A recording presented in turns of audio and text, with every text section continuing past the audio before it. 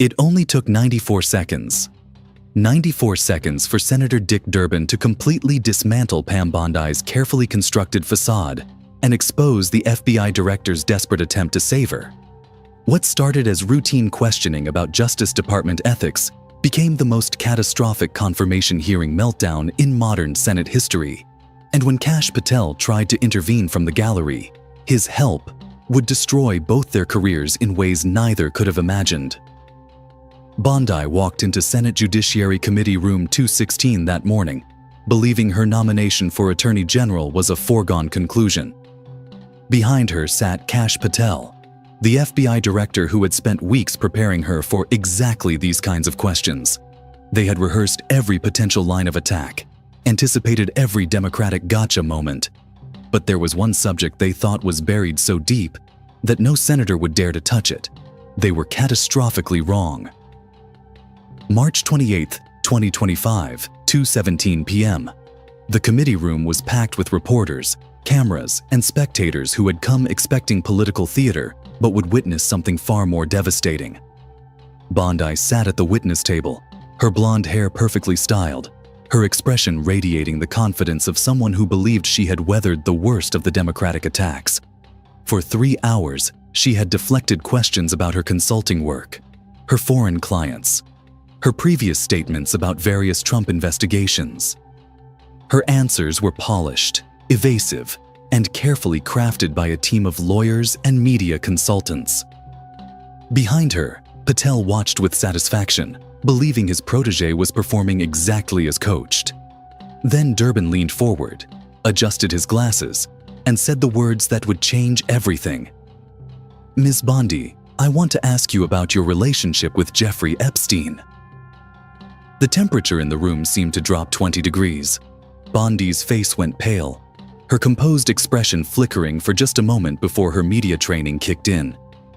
In the gallery, Patel felt his blood turn to ice as he realized they had never prepared for this line of questioning. "Senator," Bondi began, her voice slightly strained, "I'm not sure what you're referring to. I had no relationship with Mr. Epstein." It was the wrong answer. Durbin had been building to this moment for weeks, following a paper trail that connected Bondi to Epstein's network in ways that even she might not have fully understood. And now, she had just lied under oath. "Really?" Durbin asked, his voice carrying that particular tone of prosecutorial skepticism that had made him famous during Supreme Court confirmation hearings.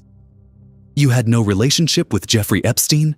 "That's correct," Bondi repeated, her confidence already beginning to crumble as she realized this wasn't a fishing expedition. Durbin knew something specific. Durbin reached for a manila folder that had been sitting untouched on his desk throughout the hearing. The gesture was theatrical, deliberate, designed to build maximum tension. Every camera in the room zoomed in as he opened the folder with the careful precision of someone handling evidence in a murder trial. "Then perhaps you can explain this," Durbin said, holding up what appeared to be a photograph. "This is a picture from a charity gala in Palm Beach, dated March 15, 2008. That's you in the red dress, standing next to Jeffrey Epstein. You're both smiling. You appear to be having quite the friendly conversation." The photograph hit like a physical blow. Bondi's mouth opened and closed, but no words came out. In the gallery, reporters were frantically typing, already crafting the headlines that would dominate the news cycle for weeks. "Senator," Bondi finally managed, "I attend many charity events. I don't recall every person I might have been photographed with." It was a weak deflection, and everyone in the room knew it. But Durbin wasn't finished. He was just getting started. "Interesting," Durbin continued, pulling out another document. "Because according to these records from the Trump transition team in 2016, you specifically recommended that Jeffrey Epstein be considered for an ambassadorship to the United Kingdom. Your memo, dated December 3, 2016, describes Mr. Epstein as a successful businessman with extensive international connections who could serve American interest abroad." The revelation was devastating. Not only had Bondi known Epstein, she had actively tried to get him a position in the Trump administration. a position that would have given a convicted sex offender diplomatic immunity and access to foreign intelligence. Bondi's face had gone from pale to ashen. Her hands trembled slightly as she reached for her water glass. "Senator, that recommendation was based on incomplete information. I was not aware at that time of Mr. Epstein's legal issues." The lie was transparent and pathetic. Epstein's 2008 conviction was public record, widely reported in the media. Any competent attorney, let alone someone being considered for Attorney General, would have known about it. "Not aware?" Durbin's voice rose in disbelief.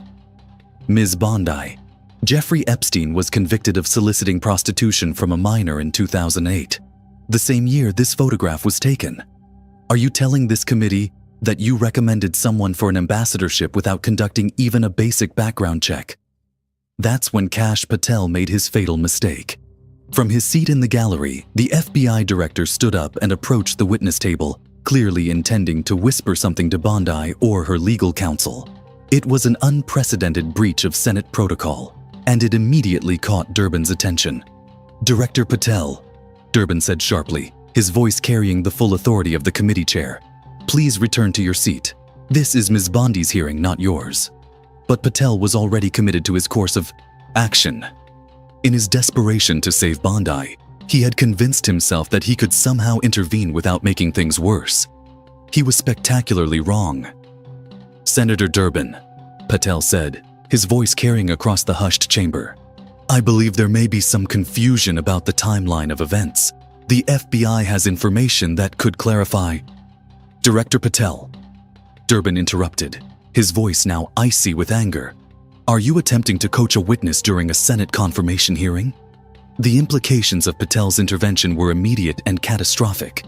By trying to help Bondi, he had created the appearance that the FBI director was coordinating with a nominee to mislead the Senate. It was exactly the kind of impropriety that could destroy both their careers. "Senator," Patel stammered, realizing his mistake, "I was simply trying to ensure that the committee had accurate information." "Sit down," Durbin commanded, his voice carrying the full weight of senatorial authority. "Now." Patel reluctantly returned to his seat, but the damage was done. Every camera in the room had captured his unprecedented intervention. Every reporter was already calculating the political fallout. And Durbin now had two targets instead of one. "Ms. Bondi," Durbin continued, his momentum building, "let's return to your recommendation of Jeffrey Epstein. Were you aware that at the time you wrote that memo, Mr. Epstein was already under federal investigation for his connections to underage trafficking?" Bondi looked desperately toward where Patel was sitting, but the FBI director could no longer help her without making things even worse. She was on her own, facing questions she had never prepared for about connections she had hoped would never be discovered. I cannot recall the specific details of that recommendation," she said weakly. "You cannot recall recommending a convicted sex offender for an ambassadorship?" Durbin's incredulity was palpable. "Ms. Bondi, this is your signature on the memo. These are your words describing Mr. Epstein as someone who could serve American interests abroad. How do you explain this?" The question hung in the air like a sword. Bondi knew that any answer would be inadequate, that she had been caught in a web of associations that she couldn't explain away. But what came next would be even worse. "Furthermore," Durbin continued, reaching for yet another document, "I have here phone records showing multiple calls between your office and Mr. Epstein's private line in the weeks leading up to your transition memo. The last call was placed just 2 hours before you submitted your recommendation to the Trump team." The phone records were the smoking gun that destroyed any remaining credibility. Bondi hadn't just casually met Epstein at a charity event. She had been in active communication with him while recommending him for a federal position. "Senator," Bondi tried one last desperate deflection. "My office receives many calls. I cannot be expected to remember every conversation." "Ms. Bondi," Durbin interrupted, his voice now carrying the finality of a prosecutor delivering a closing argument. "These weren't calls to your office. These were calls to your personal cell phone, calls that lasted an average of 17 minutes. Are you telling this committee that you had multiple lengthy personal conversations with Jeffrey Epstein, but somehow forgot to mention this when you recommended him for an ambassadorship? It was over. Bondi's confirmation was dead, her reputation destroyed, her career in public service finished. She sat at the witness table like a deer caught in headlights, unable to formulate any response that wouldn't make her situation worse. But Durbin still had one more revelation that would complete her destruction. "And finally, Ms. Bondi," he said, his voice now quiet, but carrying across the silent chamber. "I want to ask you about the $50,000 donation that Jeffrey Epstein made to your re-election campaign as Florida Attorney General in 2014. A donation made just 3 weeks after your office announced it would not be joining the multi-state investigation into his activities." The final piece of the puzzle clicked into place. Bondi hadn't just known Epstein. She had taken his money and then used her official position to protect him from investigation. The corruption was complete and undeniable. Bondi's legal counsel finally intervened, whispering urgently in her ear. After a hushed conference, he leaned toward the microphone. "Senator Durbin, my client would like to exercise her Fifth Amendment right against self-incrimination."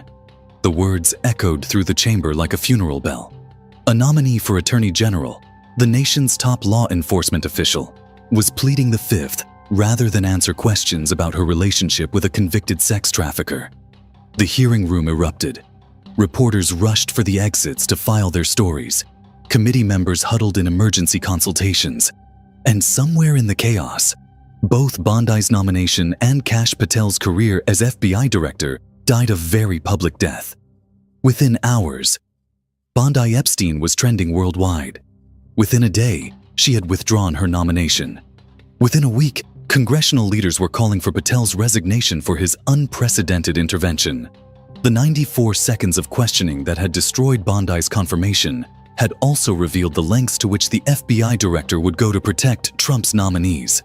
The aftermath was swift and brutal. Bondi retreated to private practice, her dreams of becoming Attorney General shattered by her inability to explain away her connections to Jeffrey Epstein. Patel faced multiple congressional investigations into his conduct, his intervention during the hearing becoming evidence of his willingness to politicize the FBI, and Dick Durbin. He became the senator who had exposed the depth of corruption in Trump's Justice Department picks, proving that sometimes the most devastating political destruction comes not from dramatic speeches, but from simple, methodical questioning that reveals truths some people would rather keep buried. The lesson was clear. In confirmation hearings, as in life, the cover-up is often worse than the crime. And when you try to defend the indefensible, you end up destroying yourself in the process. Years later, Durbin's systematic destruction of Bondi would be studied in law schools as a masterclass in witness examination. But in the moment, it was simply an experienced senator asking the right questions at the right time and watching two careers collapse under the weight of their own contradictions. Sometimes justice is 94 seconds of uncomfortable questions. And sometimes that's all it takes to change everything.